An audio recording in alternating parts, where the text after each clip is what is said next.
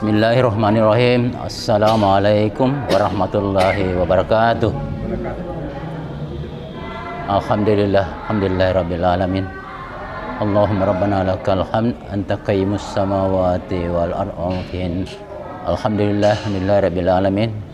Wassalatu wassalamu ala asrafil anbiya'i wal mursalin Sayyidina Muhammadin wa ala alihi wa sahbihi ajma'in, amma ba'du. Allahumma salli ala Muhammad wa ala ali Muhammad. Kembali kita di kajian Al-Quran secara tafsir ya. Adapun surah yang kita bahas masih di surah Al-Anbiya di ayat 51 sampai dengan 57. Terlebih dahulu kita membaca ayatnya secara bersama-sama. Tafadhal. Assalamualaikum warahmatullahi wabarakatuh. Waalaikumsalam warahmatullahi wabarakatuh. A'udzu billahi minasy syaithanir rajim.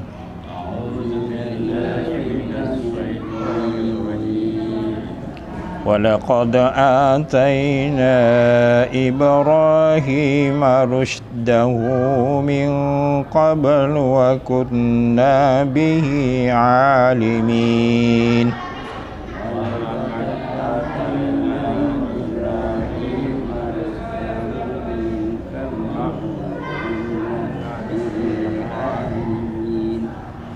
إذ قال لأبيه وقومه ما هذه التماثيل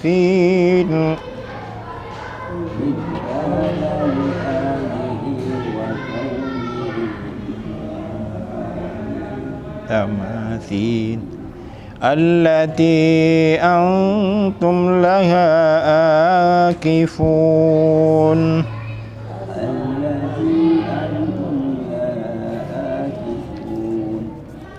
قالوا وجدنا آباءنا لها عابدين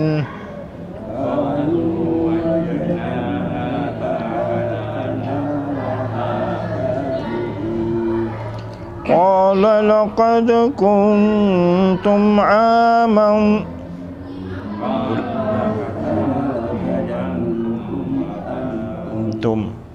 وآباؤكم في ضلال مبين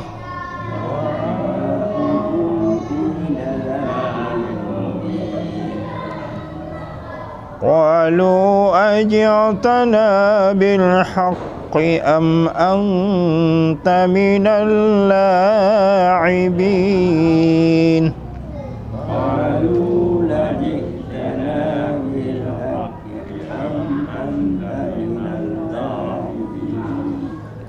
قال بل ربكم رب السماوات والأرض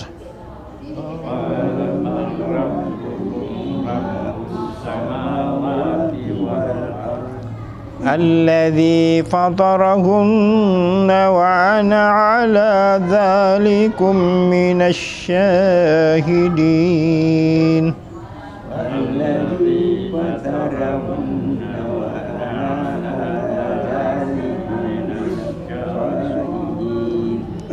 وتالله لأكيدن أصنامكم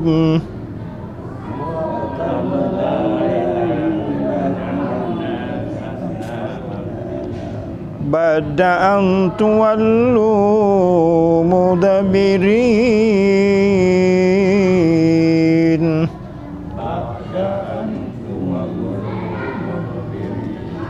Sadaqallahul azim. Assalamualaikum warahmatullahi wabarakatuh. Alhamdulillah alladzi 'allama bil qalam 'allamal insana ma lam ya'lam. Kita melangkah kepada kajian tafsiriyah. Bisa diartikan adalah terjemahan bebas, ya. Kalau lafaziyah itu makna perkata. Pemaknaan tafsiriyah adalah terjemahan bebas, artinya memperluas pemahaman kita terhadap ayat-ayat tersebut. Dari ayat 51 ini menunjukkan bahwa apa yang dibawa oleh rasul-rasul itu adalah sama satu. Ya. Di sini dikatakan sebelummu. Jadi Ibrahim kita ketahui adalah bapak daripada banyak nabi, meskipun ada sebelumnya lagi itu Nabi Nuh dan Nabi Idris ya. Tapi Nabi Ibrahim ini adalah di masa kemungkinannya disitulah mulai tercatat lembaran-lembaran. Makanya itu suhufi Ibrahim wa Musa. Karena ini sebenarnya Ibrahim ini dia berasal dari Mesopotamia ya, di Irak itu ya, di Babilonia itu. Itu dikenal dengan kebudayaan yang sangat tinggi. Aksara tertua itu ditemukan di situ, di Babilonia itu. Aksara tertua berupa tanah liat yang diukir, ditulis dan kemudian dibakar, tembikar sama itu. Itulah penelitian arkeolog lembaran tertua. Jadi diperkirakan di periode Ibrahim itu aksara dikenal itu. Ya, jadi dia memang Irak itu adalah satu daerah yang memiliki budaya tinggi, sayangnya itu dihancurkan ya oleh Amerika. Itu. Jadi itu dia dari situ ya, memang budaya tinggi. Kemudian dia pindah, baru dia ke Mesir dan kemudian ke Palestina. Jadi sebenarnya dia bukan orang turunan Yahudi ya, bukan ya. Bahkan Yahudi itu dikenal itu di belakangan dari cucunya, dari Yakub, turunan Yakub itulah Bani Israel. Israel itu artinya nama lain daripada Yakub, atau bisa dimana juga perjalanan malam. Nah, itu ya. Jadi turunannya Yakub inilah yang kita kenal dengan Bani Israel ya. Nah, kemudian dia melihat itu kaumnya itu menyembah berhala. Jadi dia menyampaikan ini, kalian ini kenapa bertekun dengan itu? Tuhanmu sebenarnya adalah yang pencipta langit dan bumi. Ya, yang tidak dilihat. Ya. Jadi kaumnya itu, dia apa kau datang dengan kebenaran atau kau hanya main ini Ibrahim? Ya. Jadi mereka mengikuti apa yang dilakukan oleh nenek moyang mereka secara turun-temurun. Jadi penyampaian Ibrahim itu tidak begitu langsung diterima. Ya. Ya. Kita ketahui bahwa bapaknya Ibrahim ini adalah pembuat patung, ya, membuat patung. Ya, jadi aneh memang karena dia sembah apa yang dia buat. Sebenarnya secara logika itu susah diterima, tapi karena mereka tidak mampu berpikir abstrak. Sementara Tuhan itu memang abstrak kan? Tidak bisa kita pikirkan saatnya karena otak kita memang tidak didesain, tidak dirancang untuk memikirkan saatnya. Kita hanya didesain untuk memikirkan ciptaannya. Apa yang kita lihat itu, dan itu gaib. Allah itu maha gaib itu, ya. Ya, jadi tidak pernah akan maujud. Ya. Di situ dikatakan dalam surah Ikhlas, Ulam yakullahu kufuwan ahad. Tak satu pun yang sama dengannya. Dan pencipta memang tidak mungkin akan sama dengan ciptaannya. Ya. Jadi ditolak itu dan dia mengancam itu. Aku akan merencanakan terhadap patung-patung ini kalau kau sudah kembali, kalau sudah tidak ada. Di belakangan nanti pada ayat selanjutnya itu kita ketahui bahwa dia menghancurkan kecuali yang paling besar, ya, dan dia gantung di situ kampak. Ketika ditanya, siapa yang hancurkan ya? Ada yang bilang Ibrahim, namanya itu ada namanya Ibrahim. Dia keluarkan kata-kata, langsung dipanggil. Dia bilang tanya itu yang ada kampaknya. Itulah salah satu dusta Ibrahim. Dalam hidupnya Nabi Ibrahim hanya 2 kali berdusta. Kira-kira kita ini berapa kali berdusta? Jadi dia hanya 2 kali berdusta. Ya, pertama itu ketika dia menunjuk patung itu artinya satu dusta, jadi mengatakan. Yang kedua itu adalah ketika dia melewati Mesir, ada raja gila saat itu yang kalau ada orang cantik, istri orang itu dia mau kawini, dia mau sama dia. Artinya mungkin itu karena nafsu kekuasaannya ingin membuktikan itu. Dan itu cantik, Sarah itu dikenal sangat cantik, Sarah istrinya. Nah, ketika ditanya itu siapa itu, dia bilang adekku. Berdusta dia demi keselamatan ya itu. Jadi dalam hidupnya Nabi Ibrahim hanya 2 kali berdusta. Jadi kalau orang tidak berdusta sebenarnya itu Allah memperlihatkan kebenaran. Karena dusta itu sebenarnya menjadi hijab. Jadi makin banyak berdusta kita makin jauh dari kebenaran. Jadi kita usahakan jangan berdusta, meskipun main-main. Sedapat mungkin jangan berdusta. Ya, karena itu ada hijab. Nah, Ibrahim ini diperlihatkan dia kebenaran karena memang dia memelihara untuk tidak berdusta. Itu pun berdustanya itu dalam keadaan tertentu saja. Yang jadi dalam riwayatnya hanya 2 kali. Ya, mudah-mudahan kita bisa mengikuti jejaknya. Kalau memang kita pernah berdusta sebelumnya, insya Allah mulai saat ini ke depan kita hati-hati untuk tidak berbohong, tidak berdusta. Ya, dan banyak istighfar. Karena yang menentukan adalah akhir, the end. Itu makanya husnul khatimah. Akhir itu yang menentukan. Bagaimanapun jahatnya orang, tapi di akhirnya bagus, baguslah itu. Bagaimanapun baiknya orang, tapi berakhir dengan keburukan. Makanya katanya lebih bagus itu mantan preman daripada mantan ustaz. Ya, nanti mungkin bisa dikembangkan lebih lanjut.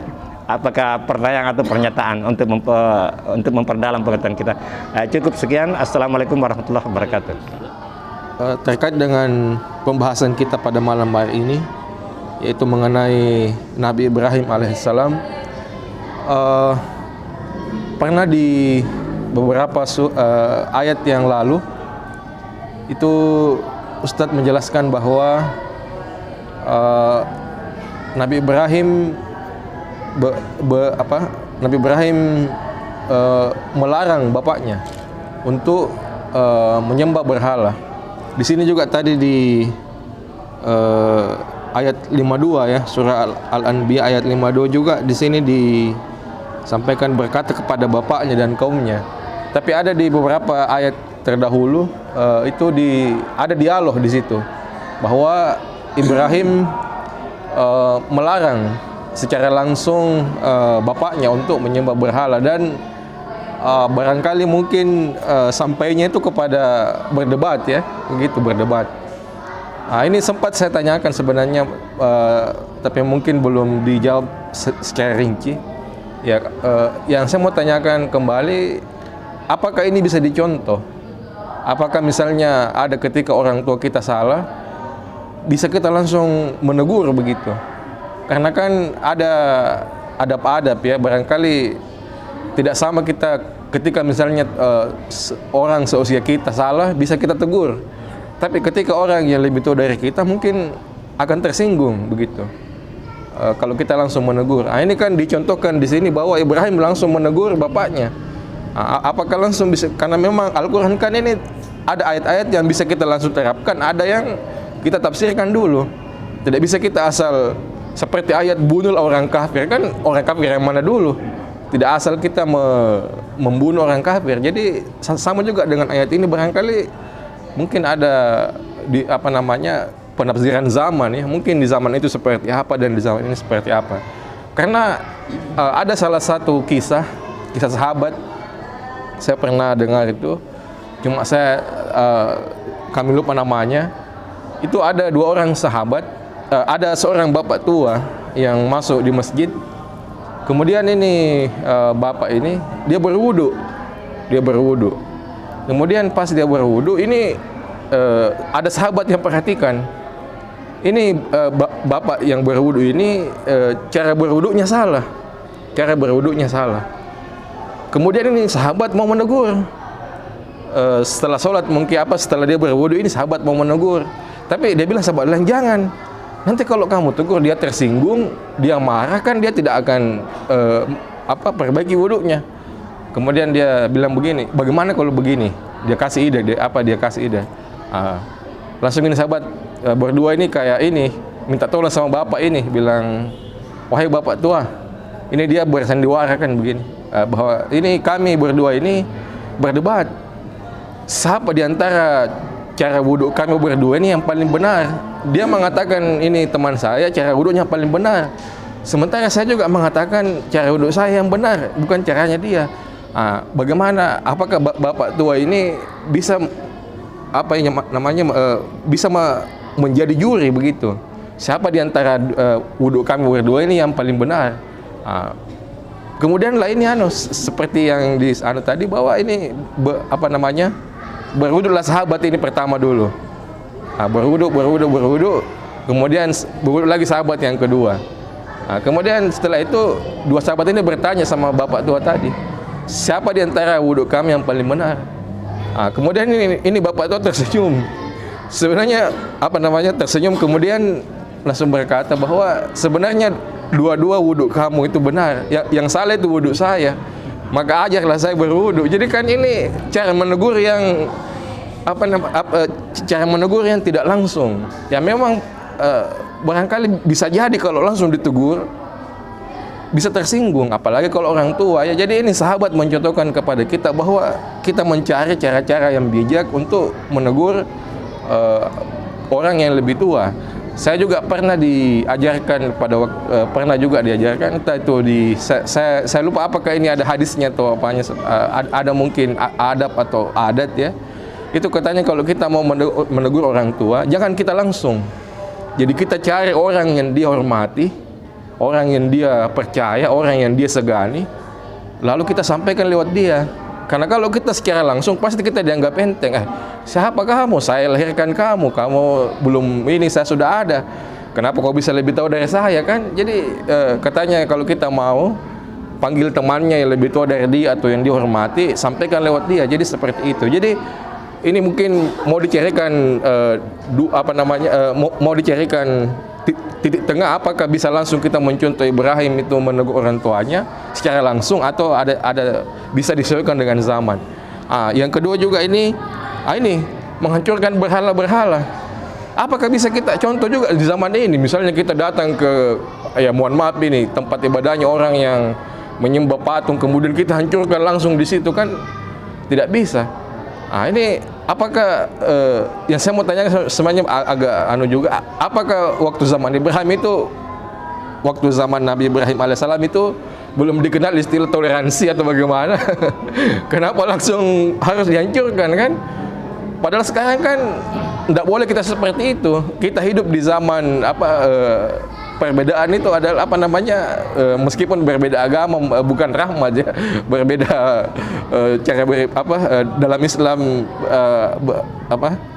berbeda firqah barangkali bisa dibilang rahmat, tapi kalau berbeda agama kan sudah lain lagi. Tapi tetap kita dianjurkan menghormati kepercayaan orang lain. Jadi kalau kita ini yang mungkin mohon maaf dulu dijadikan bahan-bahan radikalisasi oleh teroris-teroris yang langsung menafsirkan ayat tanpa melihat konteks begitu, sehingga pada zaman itu mungkin ada hukumnya disamakan dengan zaman sekarang ya. Seperti tadi saya katakan bahwa bunuhlah orang kafir, ada di Quran itu, bunuhlah mereka. Itu kan kalau kita terjemahkan langsung bisa bunuh-bunuhan kita ya, bisa ini. Jadi mungkin ada harus penjelasan apakah ini bisa diterapkan di zaman ini atau seperti apa. Ya, demikian. Wassalamualaikum warahmatullahi wabarakatuh. Ya, assalamualaikum warahmatullahi wabarakatuh. Alhamdulillahirabbil alamin. Ini kisah Nabi Ibrahim ini mirip-mirip kisahnya Nabi Yusuf. Dia dengan keluarganya juga. Kalau Nabi Yusuf kan kita tahu bahwa dia terlalu dekat dengan orang tuanya, sehingga saudara-saudaranya yang lain cemburu. Kalau ini Nabi Ibrahim, seolah-olah dia melawan orang tuanya. Orang tuanya pembuat patung. Jadi mungkin berbeda zaman ya, karena jauh sekali dengan kita sekarang.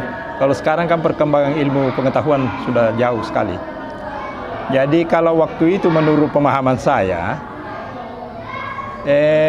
ini kan melawan Tuhan pencipta ini. Kalau Nabi Ibrahim kan sudah paham ini mengenai kenapa harus menciptakan sesuatu, kita yang ciptakan baru kita sembah. Ini kayaknya menurut pemikiran saya kira bodoh sekali ini orang ini. Jadi waktu berhadapan dengan kaumnya, dia bukan berhadapan langsung dengan orang tuanya. Kalau menurut ini pemahaman saya di sini, dia berhadapan dengan umatnya. Jadi umatnya itu sendiri adalah orang-orang dari bapaknya sendiri. Kalau apa kau datang Ibrahim ini main-main atau mau menunjukkan kebenaran, bagaimana kayak Nabi Ibrahim terus terang bahwa saya akan hancurkan ini nanti ciptaan-ciptaanmu ini, tapi nanti ada teknik-tekniknya orang kali ya. Nah, termasuk kalau lanjutannya nanti itu tadi yang dia bilang Pak Nur Samsu, dihancurkan semua yang kecil-kecil, tapi yang besar dia hidupkan kembali yang besar, tapi dia kasih seolah-olah dia kasih parang atau apa itu? Kampar ya. Jadi nanti kalau ada yang tanya, siapa yang hancurkan ini? Oh itu, itulah berbohong pertama dari Ibrahim. Barangkali itu sekilas ya. Terima kasih. Assalamualaikum warahmatullahi wabarakatuh. Sedikit mau mengingat apa yang banyak kita dengar di pertemuan ini, bahwa para nabi itu diutus oleh Allah Subhanahu wa taala mempunyai misi yang sama, yaitu Allah itu Esa, ya, Qul huwallahu ahad. Itulah misi yang dibawa oleh para nabi. Namun ternyata dalam perjalanannya ya ada pelencengan-pelencengan yang dilakukan oleh umatnya, ya. Karena banyak umat itu ingin melihat Tuhan secara konkret. Ya, maka dibuatlah patung, buatlah foto apa segala macam. Nah, itulah tantangan para nabi yang sebelumnya. Oleh karena itu Allah Subhanahu wa taala mengutus Muhammad sallallahu alaihi wasallam, Nabi kita Muhammad sallallahu alaihi wasallam, untuk mengkelirkan semua itu, paham itu. Dan banyak sekali di dalam ayat Al-Qur'an itu yang menjelaskan tentang kekuasaannya Allah Subhanahu wa taala. Bagaimana Allah mengatur jagat raya ini, planet-planet ini, sehingga Allah hadirkan itu untuk kepentingan manusia, ya. Kalau dulu ada yang menyembah matahari, ada menyembah bintang dan segala macam. Nah, makanya Nabi kita Muhammad sallallahu alaihi wasallam itu diutus untuk meluruskan pemahaman itu, ya. Sehingga semuanya lebih jelas bahwa Allah itu sesungguhnya tidak mampu kita lihat secara mata kepala, dan harus kita lihat dari hati. Ya, itulah yang banyak dikembangkan dan diantarai oleh ciptaan-ciptaan Allah itulah yang bisa memberi penggambaran betapa kekuasaan Allah itu dalam genggamannya, ya. Fa subhanalladzi biyadihi wa malakutu kulli syai'in wa ilaihi turja'un, ya. Bahwa segala sesuatu itu ada dalam genggaman Allah dan kepadanya kita dikembalikan. Nah, itulah ya yang bisa kita pahami. Oh, alhamdulillah kita di era dalam lingkungan Islam yang menunjukkan betapa pentingnya untuk menegakkan Qul huwallahu ahad itu, ya. Jadi ini adalah satu petunjuk yang senantiasa harus kita pegang sampai akhir zaman, ya. Sekian, assalamualaikum warahmatullahi wabarakatuh. Ya, ini menanggapi pertanyaan Pak Iqbal. Jadi memang kita melihat situasi konteksnya. Saat itu sebenarnya Ibrahim mengajak untuk berpikir. Jadi dia punya tindakan untuk menunjukkan patung besar itu di situ ada kampak, mengajak kaumnya untuk berpikir itu sebenarnya. Jadi tindakan-tindakan itu memang kita harus perhitungkan, dan pada momen itu Ibrahim sudah memutuskan. Memang kadang-kadang bertindak ekstrim, makanya imbalannya ekstrim juga. Dia dibakar itu, ekstrim dia. Tapi dia seorang nabi, tentu saja dia sudah memperhitungkan hikmahnya. Banyak lebih ekstrim lagi. Bagaimana seorang Haidir membunuh seorang anak, ekstrim, sangat ekstrim kan? Ya. Tapi kan ini di bawah bimbingan Allah ini. Jadi kadang-kadang kita harus bertindak, apalagi dia seorang nabi. Nah, kita ini orang awam tentu saja tidak berpikir-pikir, karena jawabannya balasannya kan ekstrim juga. Apa kita berani bertindak seperti Ibrahim dengan konsekuensi ekstrim juga nanti kita dapatkan. Tapi saat itu Nabi Ibrahim betul-betul dia hadapi, dan rupanya Allah menolong dia, berarti Allah membenarkan. Dan dia ucapannya kepada bapaknya itu, ya abati, bukan ya abi. Kabit bapakku, itu abati, bapakku tersayang, bapakku yang saya sangat sayang, itu maknanya. Maka dia pakai abati, ya abati, bapakku yang tersayang. Nah itu, ya, jadi, dan Quran ini kan dia kan mengambil inti-intinya saja. Boleh saja ada dialog-dialog sebelumnya, ya, tapi Quran kan intinya dia. Jadi itulah. Tapi ucapan abati itu dicantumkan di Quran, bukan abi. Abati itu kalau makna dalam bahasa Arab, bapakku tersayang, bapakku yang aku cintai, itu begitu maknanya, ya abati. Nah itu, ya. Jadi dia tetap menyayang, tetapi dia harus menyampaikan yang benar. Jadi kulil haqqa walau kana murran, katakan walaupun pahit, itu dalam konteks tertentu, ya. Karena kalau kita melihat ke satu kesalahan lantas kita diam, itu kita jadi setan juga, setan diam namanya. tidak ada upaya-upaya untuk membenarkan. Ada pernah pengalaman ini, saya di sini saya agak terlambat datang, dan di sini di baris di sini sudah ada saf sebelah kanan. Ada anak muda di tengah-tengah dia bang kuncinya, Allah Akbar. Jadi habis salah itu saya tegur, Ananda harusnya merapat saja ke sana di sebelah kanan. Tidak, di tengah itu, di tengah. Kita isi di tengah dulu tuh, berkeras. Saya sampaikan, iya di tengah kalau kita memulai atau tidak ada saf lain, tapi karena ini sudah ada saf di sini, kenapa di tengah? Dia ngotot. Datang Pak Ilyas. Kenapa? Setelah sampaikan itu, Pak Ilyas bilang, ya Ustaz kan hanya menyampaikan. Dia bilang toh, rupanya dia jadi landai. Rupanya kata-kata Ustaz itu menyentuh dia. Iya. jadi turun dia. Artinya dia pikir saya tegur itu karena seperti orang biasa, padahal saya bagaimanapun ya menyalahkan. Tapi dia sampaikan, Pak Ilyas itu, Ustaz itu kan hanya menyampaikan, tapi rupanya dia jadi daun kata itu. Jadi mungkin ada rasa percaya. Iya paham. Oh, berarti ini orang yang paham barangkali ya. Itu kisah nyata yang saya alami. Karena saya itu waktu tidak mau tegur, ya takut saya jadi setan diam. Artinya kita jadi setan diam kalau kita lihat ke muka. Ya itu satu pengalaman ya. Jadi kita lihat situasinya. Jadi saat itu rupanya ada rasa percaya. Jadi memang kalau orang yang menegur itu ada rasa percaya bahwa ini dia benar. Nah, itu waktu mungkin dia pikir saya hanya menegurnya saja, saya juga tidak tahu, tapi rupanya kata-kata Pak Ilyas itu menyentuh dia. Baik, itu ada satu pengalaman ya. Termasuk juga orang yang pengalaman itu yang pernah ruku pakai celana jin dan baju kos terangkat kelihatan bagian ininya. Saya tidak berani menegur itu waktu. Saya hanya sampaikan Pak Sudirman almarhum itu. Rupa Pak Sudirman sampaikan baik-baik dengan orang itu. Anda punya celana tuh. Dan dia berterima kasih. Jadi memang kadang-kadang itu kita lihat situasinya. Kadang-kadang kalau kita menegur jadinya tidak bagus ya. Kita perhitungkan saja. Yang penting niat kita, inna malu bin niat ya. Kalau kita sudah sampaikan lantas dia terima baik, ya itu urusan dia. Tapi sama dengan orang yang azan ini pernah juga terjadi.